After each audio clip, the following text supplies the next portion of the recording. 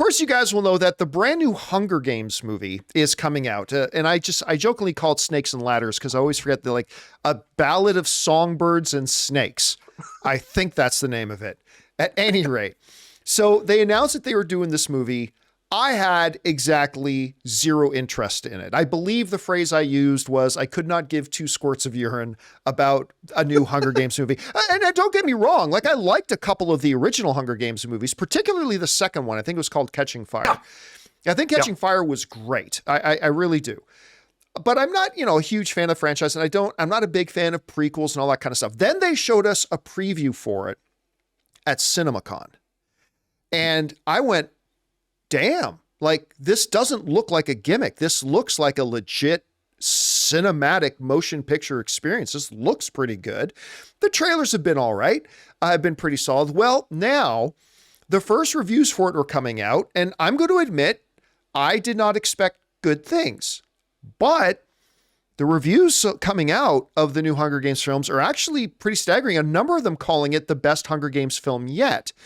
For example, Scott Mendelson from The Wrap writes, "The new Hunger Games is pretty great. Superbly constructed and exquisitely acted, it wrestles with the franchise's complicated pop culture legacy while thriving as a money is on the screen IMAX blockbuster." That's good to hear.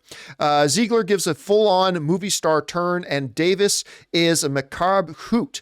Then we move on to Resdem from The Direct, who writes, "The latest Hunger Games is fantastic. It's an incredibly faithful adaptation whose slight tweaks actively improve the source material, especially in Act 3. I have never read this book, so I wouldn't know.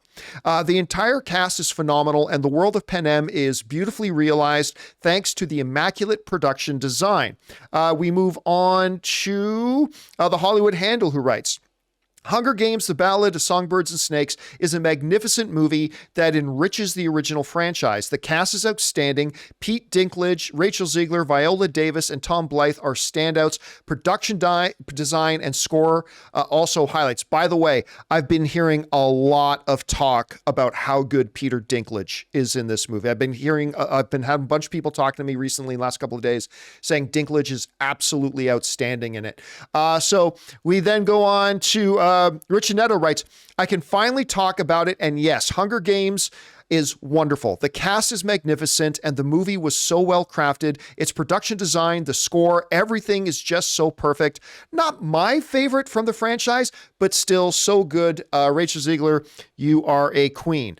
David Gonzalez from Cinematic Reel writes, "The Hunger Games, The Ballad of Songbirds and Snakes offers cinephile odds that are in their favor. A gritty and complex return to the franchise, rich with stellar action, dark comedy, and exceptional performances. Rachel Zegler astounds with her stunning turn, while Tom Blythe," and goes on and talks about that. And it just kind of goes on and on like this. And frankly, I talked to a couple of people who do not like the original Hunger Games films, and I won't name them, but I've talked to a couple of people who do not like the original Hunger Games films and watched this and said it's really quite fantastic.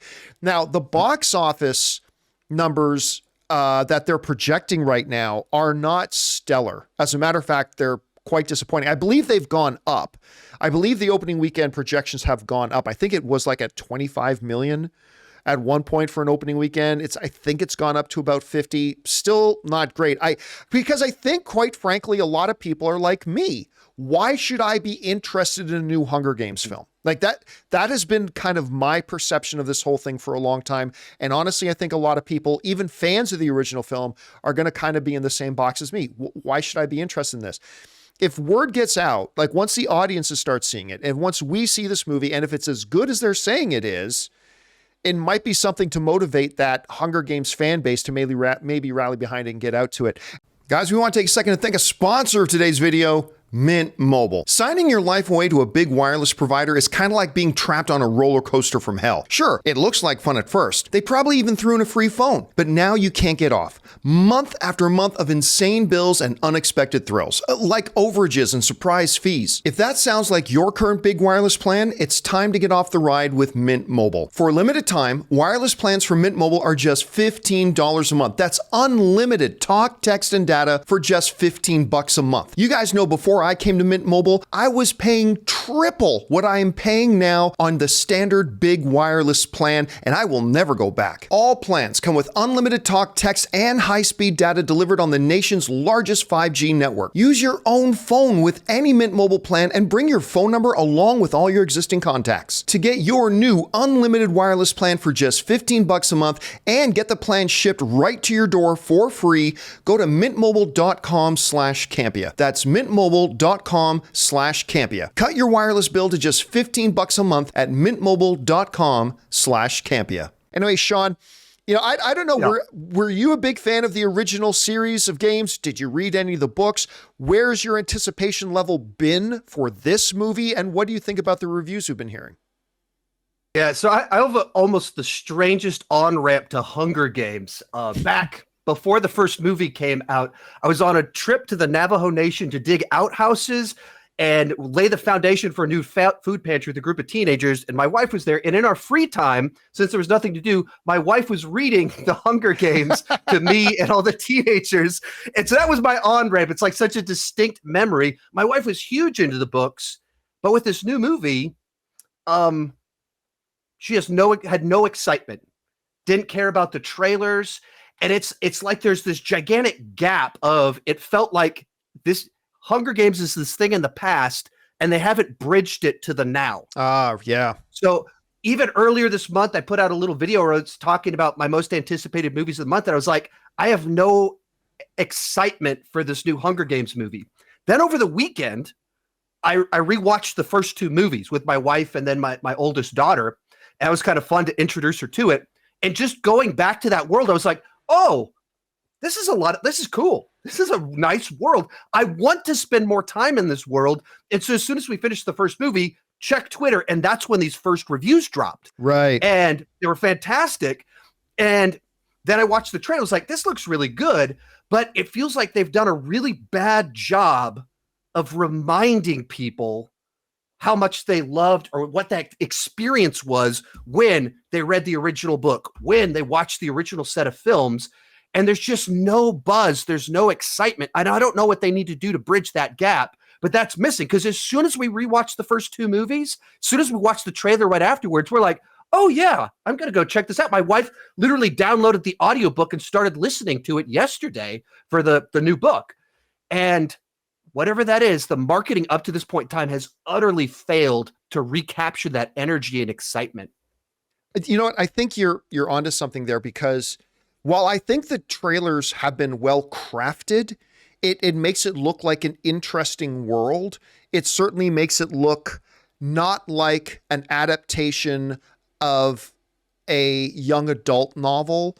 It looks cinematic, but it hasn't had a hook. Like when you go back to the original Hunger Games, by the way, my first exposure to Hunger Games, it's funny, your wife was reading the book. I was watching an NBA game and they went into the locker room at halftime and LeBron James was sitting there on his bench at halftime reading Hunger Games. And I thought, what's this book? And that's kind of what got me into that. But I mean, right from there, you had Katniss and you had Jennifer Lawrence, and they spent their trailers not telling the story of Panem with the original Hunger Games movies, and particularly the first one. They told the story of Katniss in their trailers, and they got people personally hooked, and they haven't been able to do it. While I think the trailers have been good, I think you're right. They failed in getting people connected to what this new story might be, and that's because they've, I think, made it about a world rather than a character. And if you're excited about the world, if you remember that you love the world, the trailer really works. Yes. But when I watched the same trailer a month ago, it was just like, okay, Hunger Games stuff, whatever. Okay, a prequel. Cool. It looks expensive, but and then same trailer a couple days ago. It's like, I'm actually really excited about this now that I'm re-exploring this world. And so I think hopefully these new reviews will get more people to kind of go back, rewatch the movies and get excited for it, because it sounds like it's going to work. Hey guys, thanks so much for watching this video. Make sure you like the video, leave a comment, and subscribe to our channel. And don't forget, we have a daily podcast called the John Campea Show podcast, available on Apple Podcasts, Spotify, or your favorite podcasting app of choice. Go and subscribe to it today so it'll be there when you need it.